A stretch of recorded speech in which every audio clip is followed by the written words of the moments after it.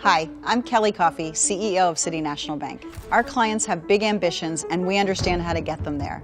For this series, I wanted to sit down with business leaders from across a variety of industries to talk about how they're growing and transitioning during this time and some of the unique challenges that they're up against. Today, I'll be chatting with beauty industry revolutionary Gregg Renfrew, whose company Beautycounter has changed the clean beauty and skincare industry.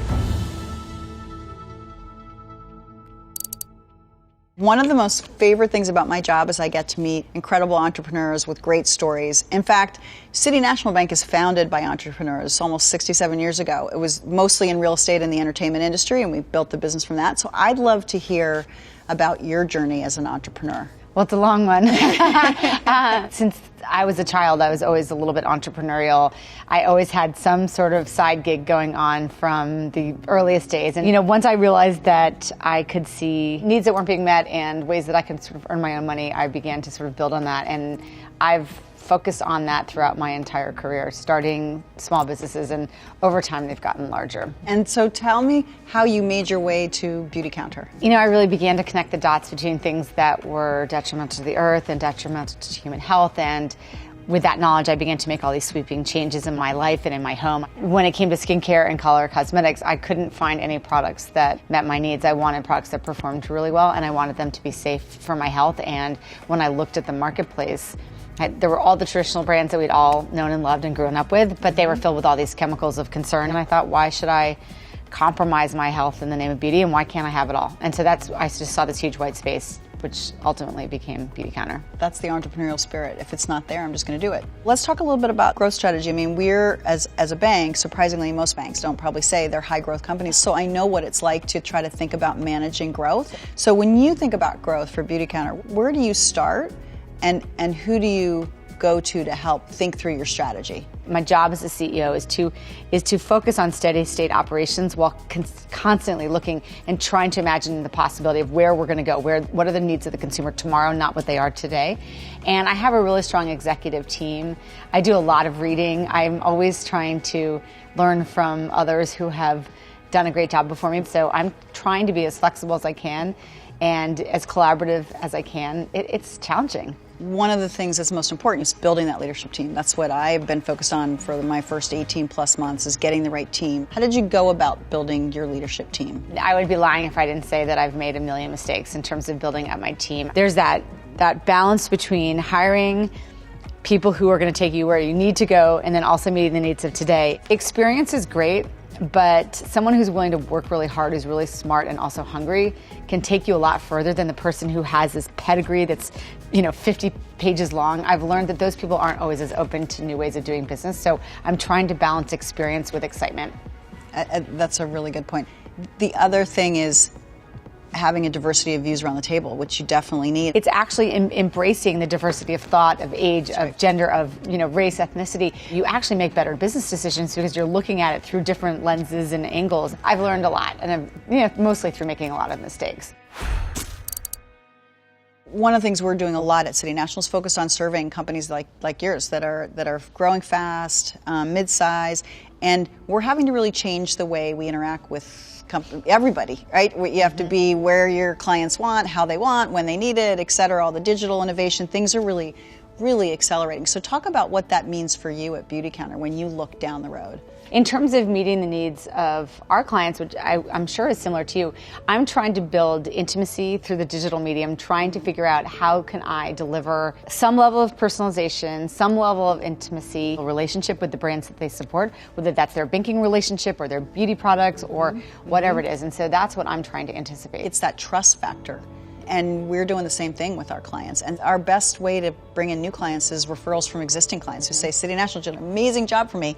Go and talk to them about that problem. Now, trying to do that in a digital way is what's hard. Where do you feel that you best serve companies? Our clients? Yeah. City National serves middle market companies, really. It's a core of what we do. But what that means is there's a really high degree of what you're looking for: personalization, customization, and that relationship is front and center. So like you're doing with your communities, we are constantly listening to our clients and just trying to solve their problems.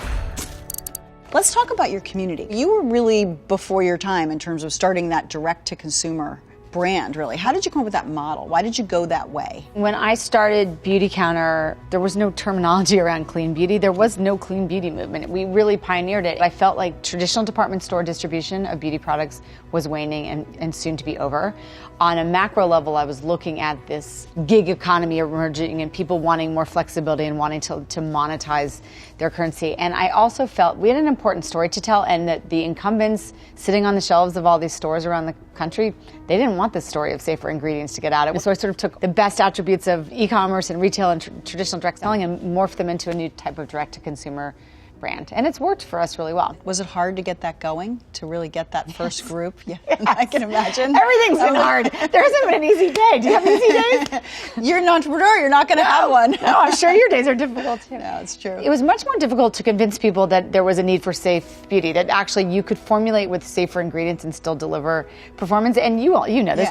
Yeah. Well, it's worked like this for the last 50 years. And I keep saying, well, I don't care. And so asking contract manufacturers, raw material suppliers, chemists to change their way of thinking, to actually come up with new ways of delivering the results, was much harder. I wanted people to help me build this movement. That was not as difficult because I think people knew this information to be true. When you think about how it's changed from when you started to now, in terms of being a woman leader that have been, and are things that you've learned from having worked with women as leaders? It's actually okay to be vulnerable. It's okay to be feminine. It's okay to own the fact that you are a woman, and you can lead women far more effectively by actually admitting the vulnerability or not presenting perfection all the time, and using your emotional intelligence to connect with those that you serve, whether those are your clients, whether those are your internal team. For us, our whole community of independent sellers. I think that vulnerability, that transparency, that authenticity is valued today in a way that it wasn't a decade ago for women. You and I both work in industries that have historically been dominated by men. Even though I'm in beauty, guess what? All the people that have run these big beauty companies are men in general. And certainly in banking, it's the same thing for you. What have you found to be true? What have the challenges been for you as a woman in banking, and how did you rise to the top?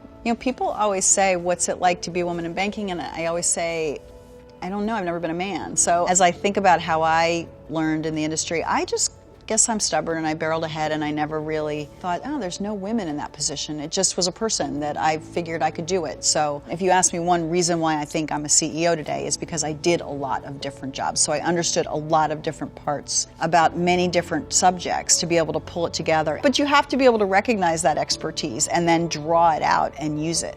So I think that's something that, as a CEO, I'm sure you do the same thing. You go deep where you need to go, but you can be broad enough on many different topics. Talk about what it's been like to lead your business through this pandemic. When the pandemic hit, I literally just wanted to crawl under the pillows in my bed and hide for a couple of days. But what I did feel was my responsibility and my opportunity was to lean in hard towards our people, our entire community, and let them know that I was there for them, let them know that they didn't need to be scared, that we were stable, that we were growing, that I was there, that we understood the challenges they were facing, and whether that was our corporate team of getting really flexible about the way in which we worked, or our entire community of independent consultants. I have 60,000+ families that depend on our platform to build businesses. That's how they're paying their bills right now. And if I don't have product, they can't sell it, they can't earn it. So we were really focused on making sure that our entire team up and down our supply chain knew that we were there for them and that they could help each other